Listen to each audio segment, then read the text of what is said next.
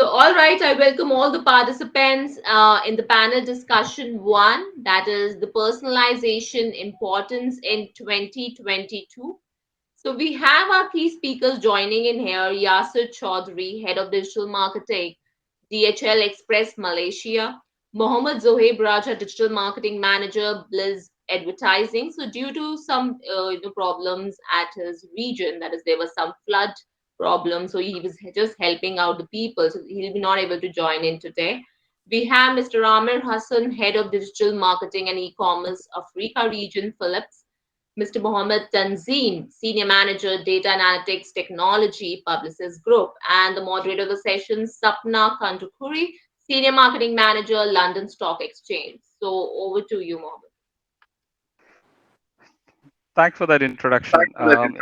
And thank you, first of all, for giving this opportunity. And thank you, everyone, for joining in. I would like to just start with a brief intro of what my journey has been. Actually, a computer science engineering graduate, and my tryst with digital, so to speak, started in 2010. Before that, I was working as a software developer.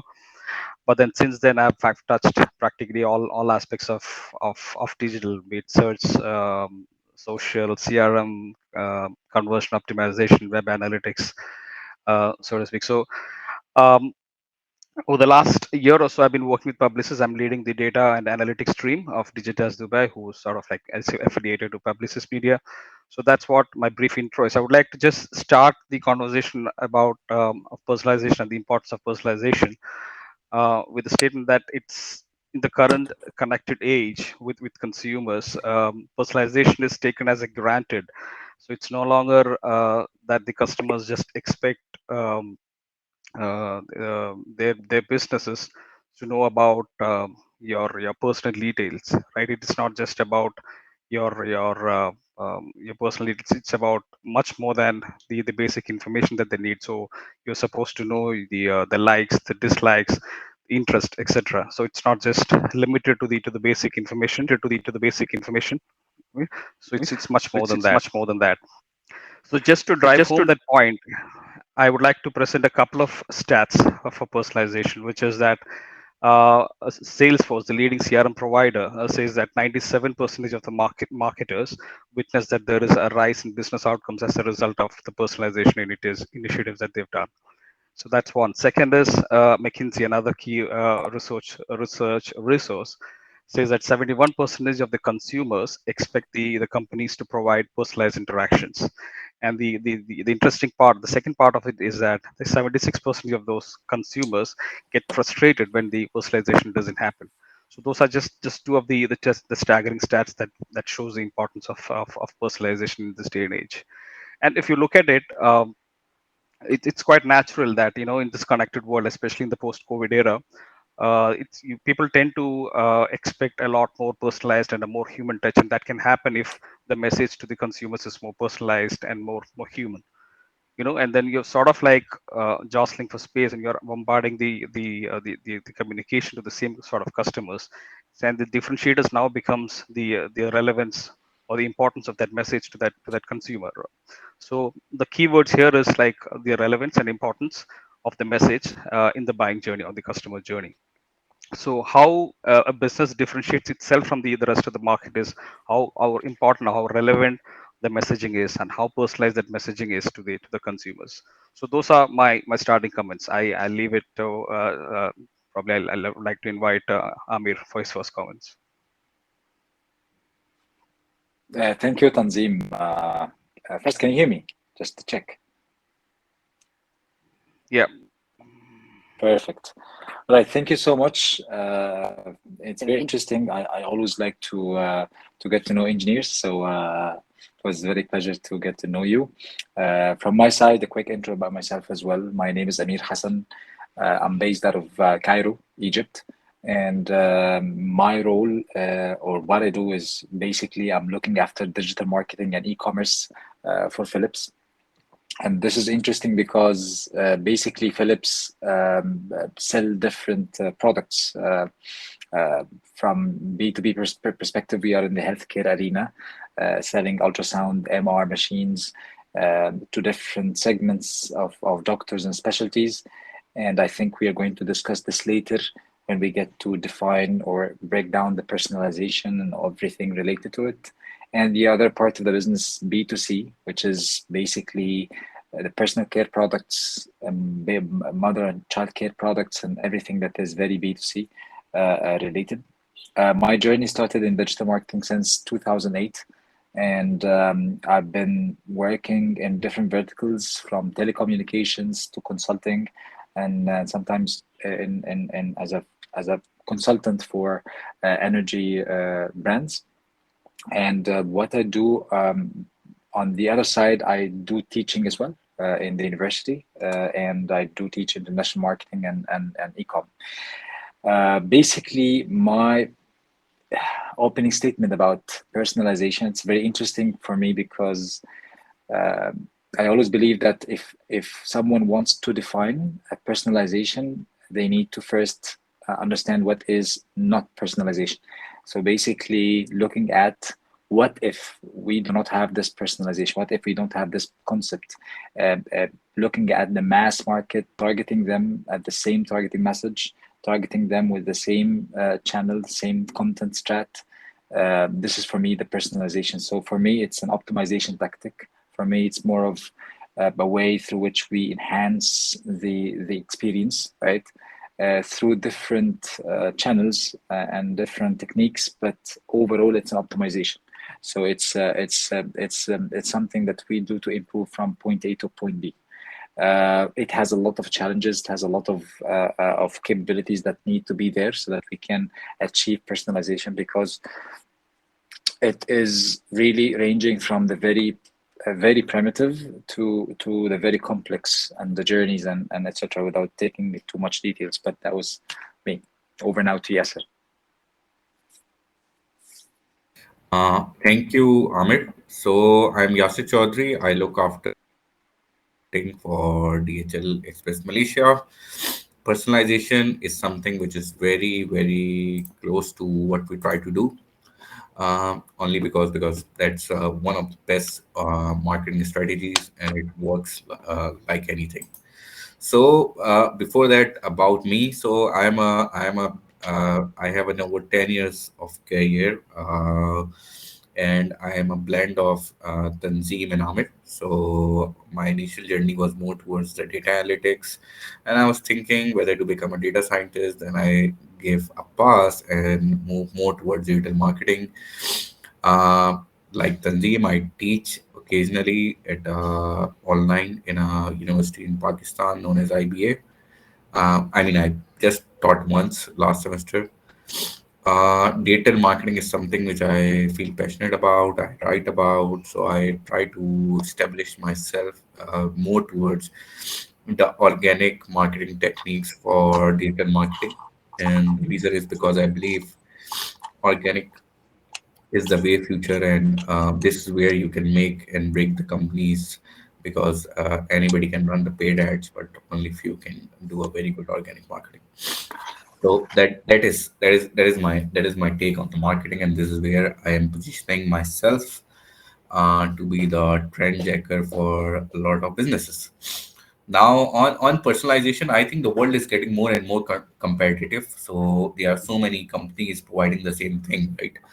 And everybody is previously, for the first part of the 100 years we have seen, there was a technical differentiation between the companies, right? But if you go now see a CRM solution, you go now see a marketing automation solution, there's a difference between the companies, but there are a lot of good solutions available. So your messaging and the way you position and the way you personalize becomes a key role, right? And the challenge is that previously that personalization was happening with sales, but now it's moving totally towards the marketing, because the touch point are moving from sales to marketing. So this is how I see the world, that the world will demand more and more personalization. The customer is, as Amir mentioned, that the customer is already expecting personalization, and this is the way forward. So just like Tanzeem was saying, and he's the champion for data analytics. If the perfect example in my case for the personalization is when I start the topic, is always the Netflix. The Netflix recommendation algorithm. is the best example. It's a personalization at scale. They give a unique feed based on our past data and give us the personalization at scale. And not only that, and that is a product that we are used to. So the challenge become more for B2B companies to do the personalization as well, because now consumer feel when they can do it, why can't you? Same goes for any marketplace, whether you use Amazon, whether you use Souk.com, whether you use Flipkart. These are the personalization at scale. They would never recommend me something which the algorithm doesn't think, which is specifically tailored for Yasir. So they has already redesigned us. They have already made us expect our expectation that Yasir, you will get, Amir, you get, Tanzeem, you will get a personalized solution. So there's a big challenge for the rest of the companies to pick up and do the same. Yeah, Right. that I think Yeah. is where we are going from. Thanks. Thanks for that, Yasir. Yeah, again, just you've quickly gone through the intros and the first liners. I just want to take this discussion forward. So as you've seen, personalization, the way it has developed over the years, right? Like it started with just a plain personalization of a name in an email, and now then presenting personalized content based on people's behavior, and then actually presenting communication based on what stage the user is in their buying journey, creating custom landing pages and stuff like that. So how do you see this development of, or the progression of personalization that has started with some simple things to now very very complex and ML and AI based kind of personalization? So how do you see this progression of personalization that has come on, and how fast has been the businesses in terms of adapting to that? Can you start with you, Amir? Sure, Tanzeem. It's a very good point because looking at the pace of the personalization, it's very diversified across different regions and different verticals. So since I'm managing Africa, so Africa has North Africa and Southern Africa. And North Africa, it's more of Middle East, North Africa. They are in the same region. So I'm always looking at the pace across these two. I see there is a big difference. The pace is not consistent. There is, as you just mentioned now, some brands now, multinational brands, work on the basis of personalizing the first name and last name, and this is what they call personalization. And on the other side, you will find other brands, maybe they are much smaller than them. They are working with journeys on Salesforce Marketing Cloud. So the pace I see, we cannot say that the pace is fast or not fast, but I think there are a couple of tests based on which this pace would maybe faster in some countries or some verticals, I mean, industries, and not in others.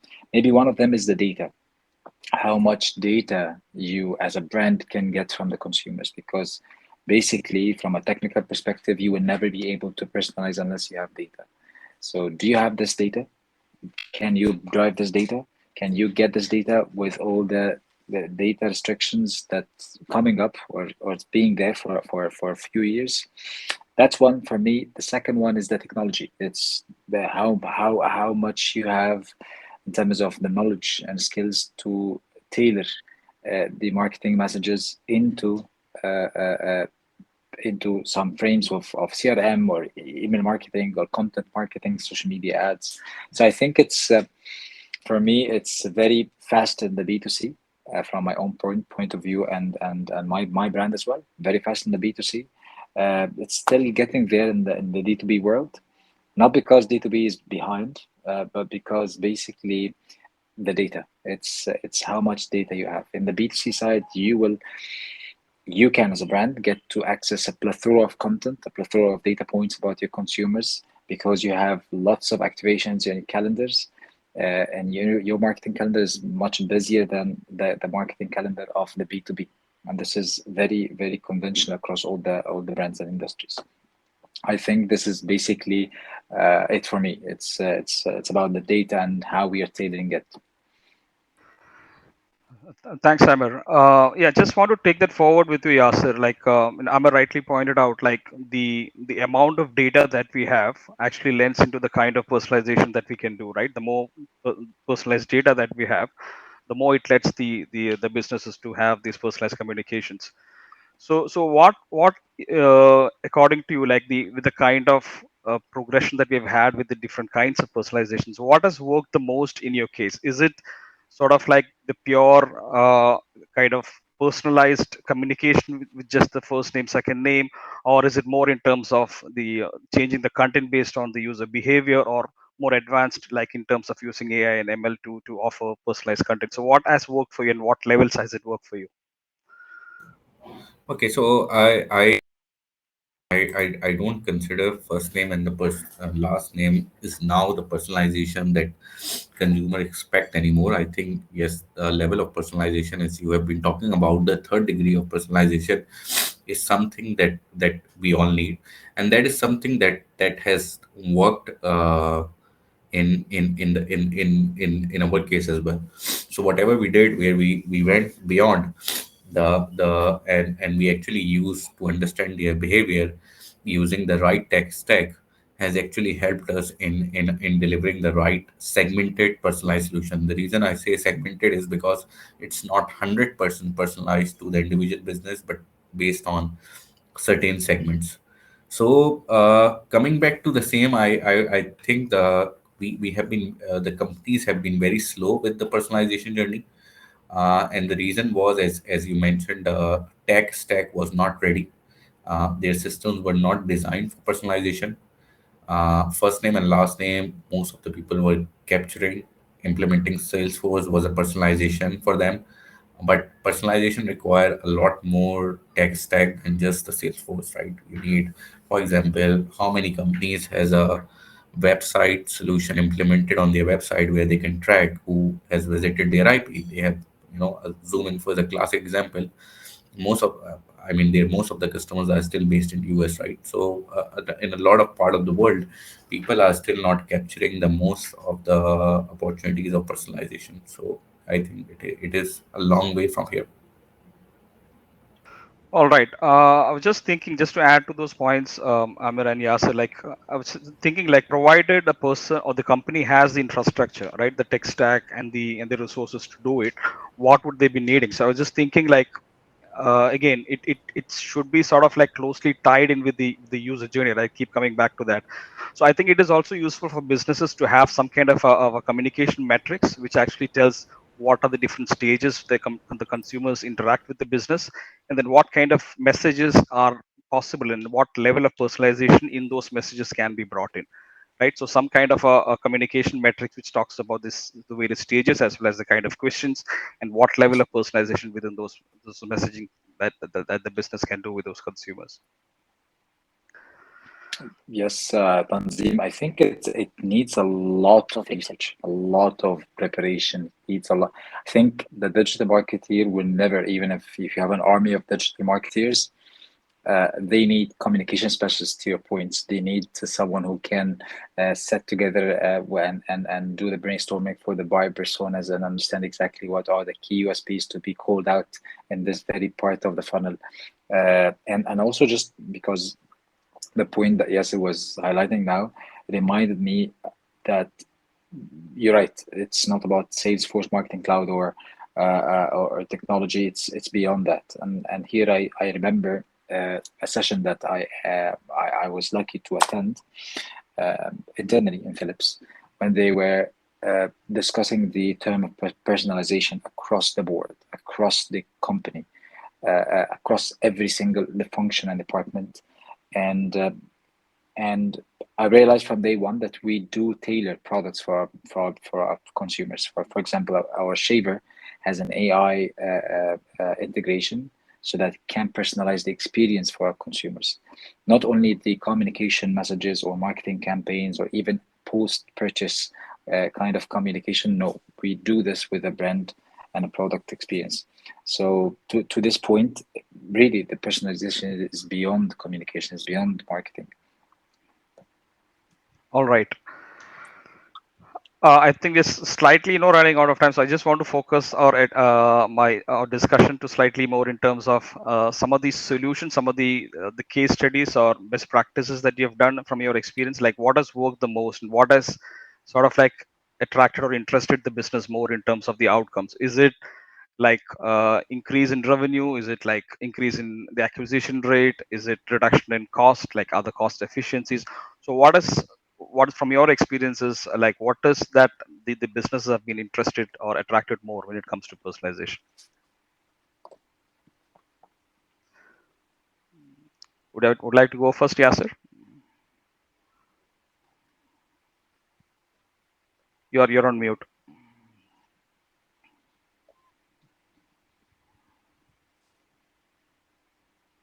Okay, sorry. Yes. So I think personalization has opened a lot of doors for us. So one example is, for example, when we went one step ahead in personalizing the customers, or for example, just a basic example, right, and which is outside the tech stack, where we didn't need to make any investment. What we did was we used to send an acquisition or retention gift to the customers, right? We personalize it with the help of one of our local vendor providers, who is like a shutterstock of Malaysia, right? So we were sending that personalized gift, in which you get a personalized welcome gift with your name mentioned, like Tanzeem, Mohamed, or Amir, Hassan. Now the tendency with the gift was that people used to pass on the gift, right? But when your name is written, you cannot pass on the gift, and then you feel surprised as well. So we never thought that at that stage when we were designing it, but it became a big part of user generated content. These people started posting because they got so excited by being personalized, receiving a personalized experience, because rest of the market was not delivering the personalized experience. So one thing is personalization, one thing is going one step ahead than everybody else in terms of personalizing your touch points. So after that, obviously we always knew that personalization is that, but we never experienced to that level, that people will go so excited when they are receiving a tailored solution. So then we started developing more from the data side as well. We started personalizing based on collecting more data from the customers, and try to tailor those experience based on their other details, like birthday campaign, making mentioning more of their names in the header, or all sort of personalization becomes a pillar to talk about in our day-to-day business initiative. So that is where I think we change a lot of our communication, and we have seen in the engagement, we have seen in the response, that whenever we have embedded and gone one step ahead in tailoring that, the response from the customer has always been a lot more positive. Great, thanks for the Yasir. What about you, Amir? Can you tell us a few case studies that you worked with, something that personalization has worked well for you? Cool. Basically, from our side, we have been doing a personalization at different scales at Philips, um, because as I've mentioned, we're managing Africa, so we have different parts which they are mature, and others we're still in the part of personalizing the communication. That's it. For the time being, if I'm being asked now, what is the secret organization, because you as a digital marketer or marketing manager, you you're responsible for personalization as an execution. So you need in the execution a lot of other people intervention, a lot of other people input in the personalization. That's why you need to first explain what personalization could help the business with. I think the first challenge we faced earlier was that the senior management product team were not able to understand how we can personalize our communication and marketing. Why would we buy a huge system or a CRM or etc. with this big budget? So we need first to explain, and it all starts with understanding that the personalization increasing engagement. And once we personalize the messages, we will increase engagement, and then we will increase the people going through the funnel down to the bottom of the funnel.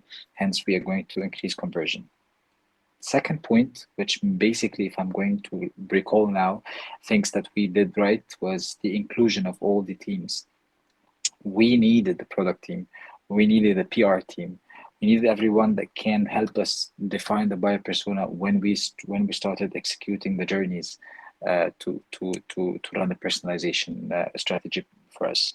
The second one was the key metrics that we need to look at, like the lifetime value. It's very important that we look at the personalization not only from the purchase or the transaction perspective, but from a lifetime value perspective. I think these were two main, I would say, secret sauces that we used to make it right. Cool.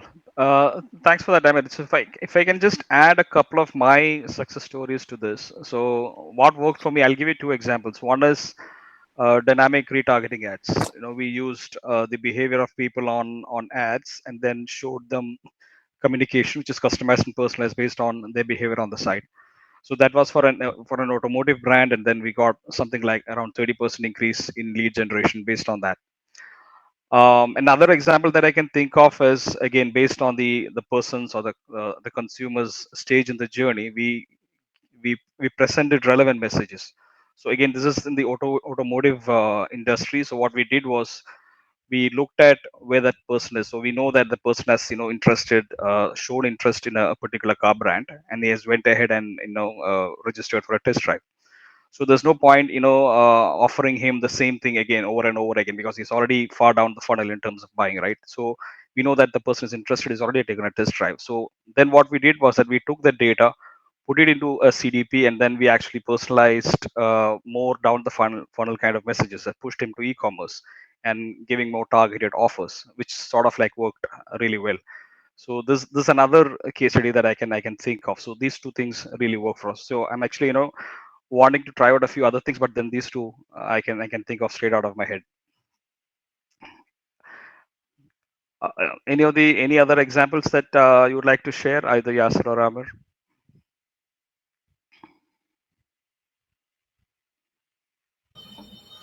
Uh, there are few companies that have really changed their journey for on the first party data. So one of the example that I come in a recent times was Pepsi, right? So Pepsi, is a they are never a direct seller, right? You never buy Pepsi from their website. They always have someone third person selling their product. So when it comes to retail, they have people selling in the supermarkets. Then when it comes to e-commerce, we are buying it from the store.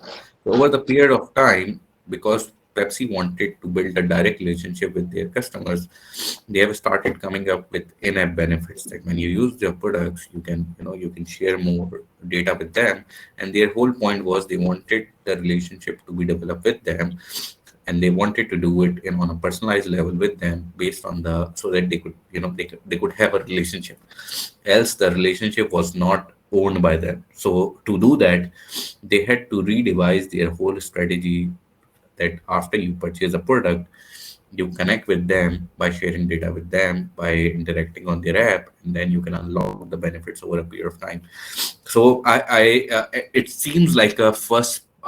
It doesn't show the personalization at this stage, but what it sets is a ground based on the data collection for the time for the personalization. And if they don't do this, then they will never have a personalized relationship with their customers. Their relationship will always be the supermarket. Their relationship will always be e-commerce marketplaces like Amazon and all of that, which will always be the bulk of their sales. And then they will hold the relationship with the final consumer. So that is, they made an effort to know their customers, because they know if they don't, then sooner or later they will cease to exist, because these channels will somehow will try to replace someone or will try to promote some other product. So I think no matter where you are, no matter which chain you are serving, whether you are touching the final consumer yourself or not, whether you are touching the final consumer, you need to have a personalized relationship with the end consumer. So this is the key. And in the more of a marketplace and a supermarket world, it's ever more important because these are not the old stores which will never become your competition. These are the stores which any day will turn into the competition. Right. Amir, I just want to bring up another angle to this discussion, which is the dilemma between personalization and privacy, right? So we know that the channels on the platforms are getting more and more restrictive when it comes to sharing data. People have become more and more concerned or reserved when it comes to sharing their own personal data. So in this kind of an environment, so what do you think businesses or marketers can do to overcome this challenge? So it's a very tough question. I know that it's the question that we all have raised maybe 2 years ago when we started to hear about what's coming up in the cookieless world, and I believe it is part of our plans for the next maybe 2 or 3 years. This term, what do we need to do to get more data from our consumers who have become recently very smart, have become recently very bored of the traditional, I would say, not acceptable ways of getting their data earlier from other brands. Basically, we have a very put together plan in Philips, which has a different dimension. One of them is the first party data. We have a plan to use the first party data we have across our touch points, our apps, our websites, in such a way that could turn our consumers into the funnel. Definitely, we understand by using first party data, we need also to equip our messages with something that is of interest to our consumers. So we are revamping the entire USPs and value propositions that we used to use to get the consumer signups and data. Second party data is very, very important for us. The collaboration with other entities that we work with, other brands sometimes in different regions. Third party data, whatever left in this bucket, definitely we're using it as much as we can. But my personal belief is that first party data is the solution. Is it was always very slow when it comes to the acquisition from an acquisition strategy standpoint, but it's very sustainable. So if you don't have a good content now, you need to turn yourself not only like a content marketing strategist, you need to be a publisher as a brand.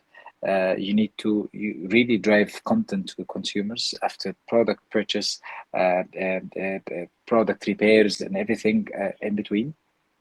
You need to turn your .coms, your apps, into something interesting people would stay on, not transactional in nature. And the third part of it, which is a bit of a challenge to all of the brands that work in the consumables, is the how to make a favorable journey onto my .com or to my website to secure the first party data with having retailers in the equation. So this is the dilemma that we are currently experiencing. How to always make sure that our website is there in the equation, is there in the journey, one way or the other, not to drive every single traffic to the retail. Retail is for the purchase, but on the Philips.com and the Philips domain is where you can find more information. And last but not least, definitely having a D2C store.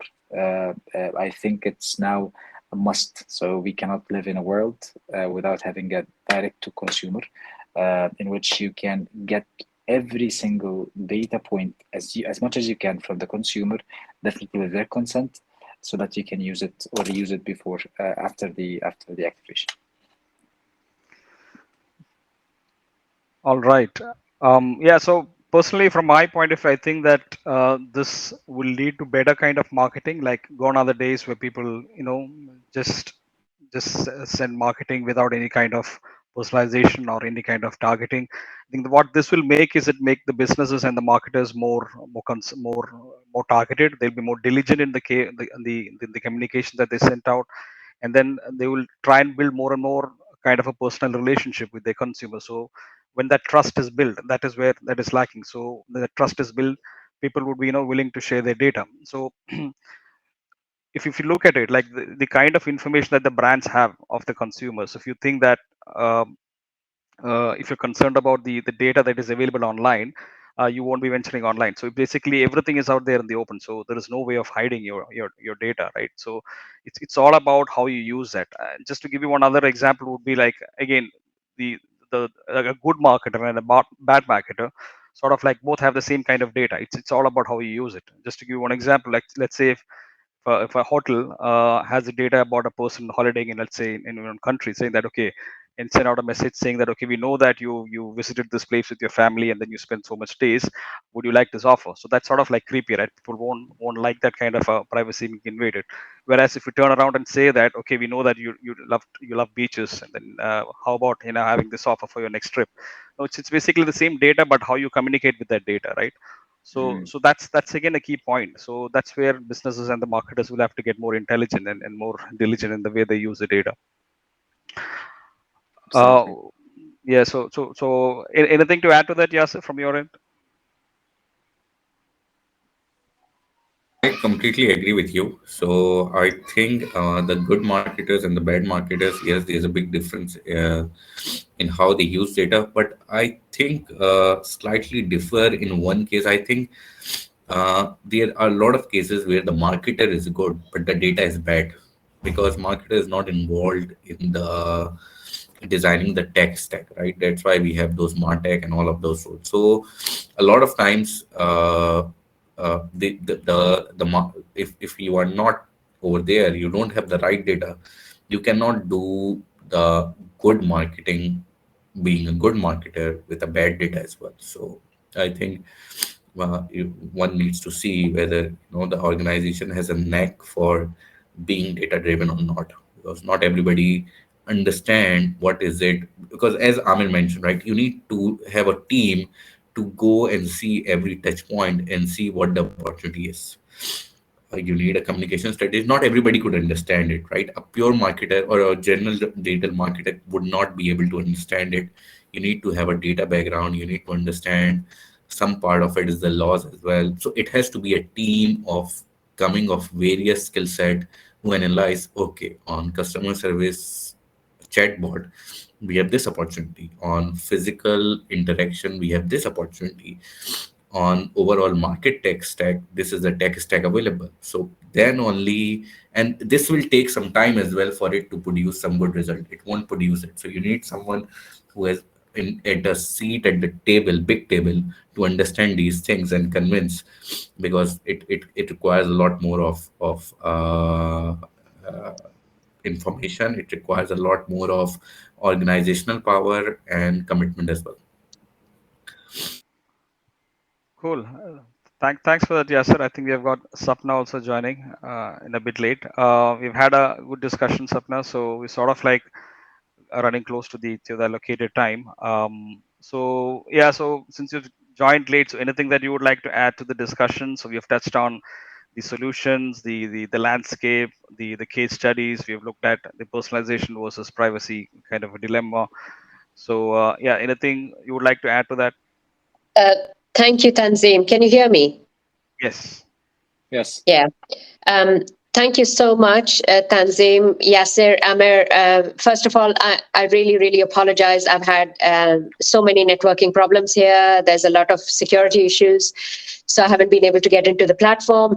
But the team have been working tirelessly behind the scenes. So thank you for the rest of the team for working through this journey with me. And finally, I'm here.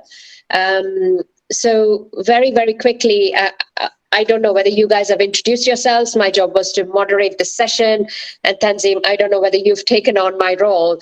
But really quickly, yes, on personalization, I think within the B2C world, it is just understood. It is expected now. We all have smartphones in our hands, and the world goes through its own journey. We all go through our own journeys with personalized ads, personalized tabs, personalized journeys, our favorites, etc., etc. For me, in the B2B world, it's a little bit different, because when you're looking at businesses and you're looking at selling solutions to those businesses, then they are buyer families. They are not a single buyer just signing off a check. It's a whole family who you've got to know.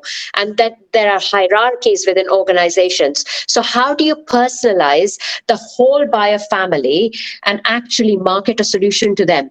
And that's what I'm involved in. And that's what account-based marketing is all about, where you look at, say, for example, the chief executive in an organization looking to sell a solution to the chief executive, or profiling yourself or your organization in front of the chief executive, then the deputy chief executive, the treasury, the CFO, all of these people are involved, and then finally the users of the solution. You've got to influence each and every one at these levels to actually go ahead, and each one's journey needs to be personalized. And I'm happy to share my experience, what I've been through so far at the London Stock Exchange. Yeah, thanks for that, Sapna. So yeah, so we've had our intros and our a detailed discussion around the various aspects involved in personalization. So thanks for that. I think we are running close to the allocated time. It's mid-scene, so we should we open up the forum for questions, or how would you like to take this up? So thanks, Sapna, for joining in. I think there were some problems in the personal security reasons, but it is good to have you here. So I would like to give 5 more minutes to Sapna, so we can exceed this session for 5 minutes, as she has joined in. So Sapna, if you would like to conclude more points in this session which are missing, so you can add on. Okay, thank you. And thanks for the opportunity. And again, apologies for being late on this because of security issues. I was at the sessions all morning, thoroughly enjoyed myself at the conference, but then suddenly got thrown out and couldn't come back in. So anyway, so when I was talking about B2B, my specialty is B2B marketing, and account-based marketing is now fast becoming a favorite within B2B marketing. When you talk account-based marketing, it's more about identifying your key accounts, the accounts that are going to give you the maximum revenue, the accounts where you need the engagement as the most. They may be prospects, they may be existing clients where you're looking to grow share of wallet. It also depends on who your ideal customer is. So you decide your ideal customer profile, you decide the account that you want to get into, and then you look at the buyer family. When you look at the buyer family and you look at various stages, it is all a content play. It is all about understanding their pain points within their levels. So a CEO may have a certain pain point about their organization. Deputy CEO may be experiencing a different pain point. The users of the solution that you're trying to market to within the business may be experiencing different pain points. All of this can be gathered through market surveys and market research. Once you have the pain points together, then you engage a content marketing team. And with the content marketing team, you work together to say how you can address the pain points of these people that you've identified as a buyer family. For the CEO, it might be efficiency, profitability, workflows. For the deputy CEO, it might be more about financial. It might be more about cost cutting. It may be about time management. For the CFO, it might be the same. For the users, it might be more about workflow. It might be all about how to save time when they are doing this particular thing, and how your solution can actually address that. Once you've identified pain points, then you churn out material. And for the CEO, for example, a blog or an article might be enough. For the deputy CEO, 2 pages might be enough. For the CFO, again, a blog or an article about the solution might be enough. Depending on what you're actually producing, the users might like to have a white paper, which is quite detailed. When you issue these out as solutions into the platform, then you actually capture their email addresses. You capture first-party data.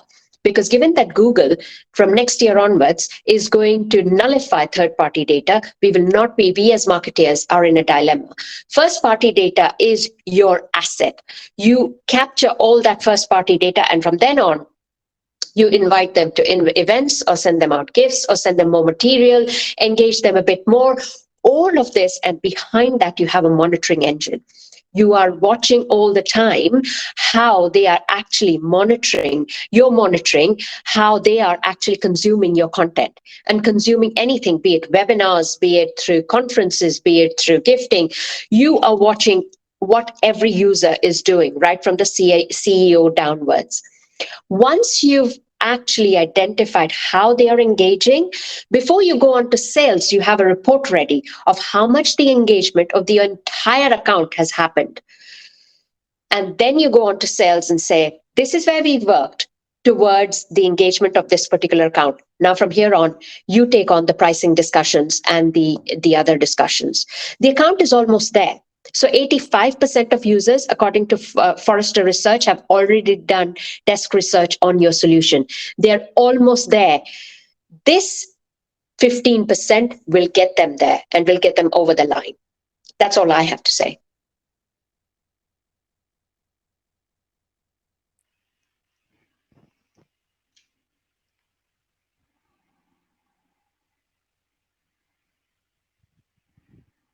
You're on mute, Mitzi. So thank you so much, Sapna. So, for giving your points and discussion about this topic. So, very quickly, one concluding point from everyone. So I can start with Tanzeem. So one key takeaways from this topic for the audience and for us. Yeah, the key takeaway is there's no getting around this. So businesses would be left out if they don't do personalization. So more and more people are expecting this kind of personalization. It's only the differentiation. It's only at the levels at which you do it. So there's no getting around it. So even if there are blockers like technology blockers and privacy issues, we need to find ways to get out of that and then make our messaging, our communication more personalized and customized to each and every user. So that's my final line. Thank you so much, Tanzeem. So over to you. So I like what Tanzim has said. There is no way to get around it. It's even more than a must be. For me, personalization, if I would describe it, as like the flavor of the marketing in the web 2.0, and we're getting into another wave of technology very soon, if we are not now even. So I think now the consumer will never accept anything but a personalized experience. All right. Thank you so much, Amir. Over to you. So I think great discussion, and I agree with the gentleman. So my key takeaway is if your data and tech strategy is less sophisticated than the market, then you have lost the battle before even it has started. So no need to go to the market, go home. Absolutely. So over to you, Sapna. Yeah, I would say the B2C and the B2B worlds are coming together. And there's again, no getting away from that, like Tanzeem said. B2C is very, very personalized right now, and B2B is fast catching up. So better get on to the bandwagon, otherwise you'll lose out. Absolutely. So very quickly, we have one question on the chat box from Vinay Prakash, and he says there are talks that even though cookies will be nullified, voice commands, Google Assistant, and Siri will actually become the new data collector. Thoughts? So any one of you would like to answer this?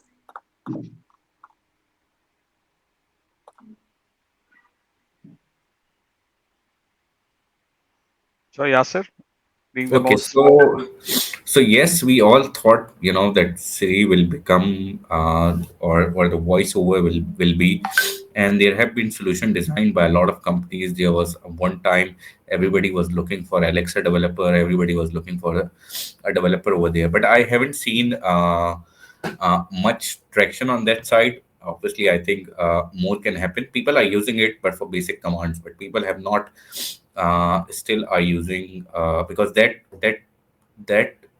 that medium is used when you are sure.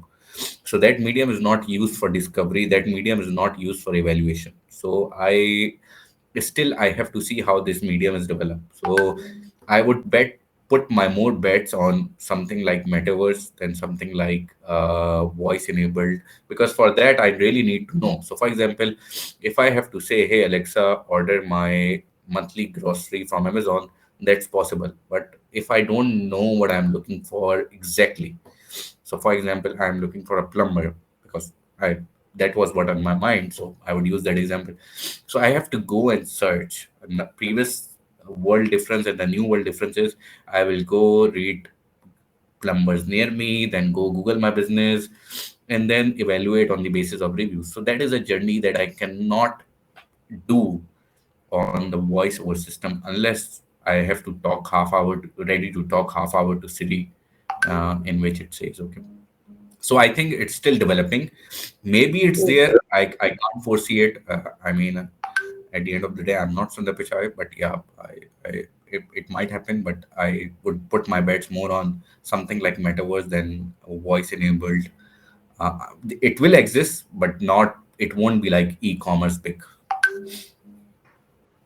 Yeah, All right. Thank you. I would just add to that that there will basically be a different an additional mean of capturing data. So it's all about capturing user data and user intent. So that would add to that. But in terms of solutioning, I'm with Yasir. I'm not sure yet. So I'm still waiting to see how that develops. Sure, Tanzeem. So, Sapna, do you have any thoughts or if you would like to put in something? Yeah, I think data by the likes of cities of this world is being collected for learning. And they're going to learn which regions are getting ahead of the curve and which ones are staying behind.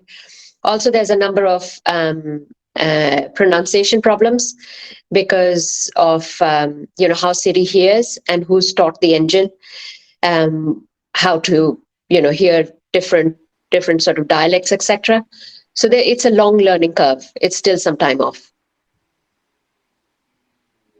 And I agree with that absolutely. It's a long learning curve, and I agree with the point that Yasser has mentioned as well with regards to that it's not a platform for discovery. Basically, people do things on this platform that they know, simple things. So maybe in the future we can see something solid. Absolutely. So, Jesslyn says in the chat, Google and the other operating devices are and will always be listening. And when it says noted, I pointed this out because we as consumers are being listened to, and ads have been targeted in real time to potential customers. All right. So Absolutely. thank you so much. All right. So thank you, Tanzeem, Sapna, Yasser, and Amir joining in today for this wonderful and interactive session.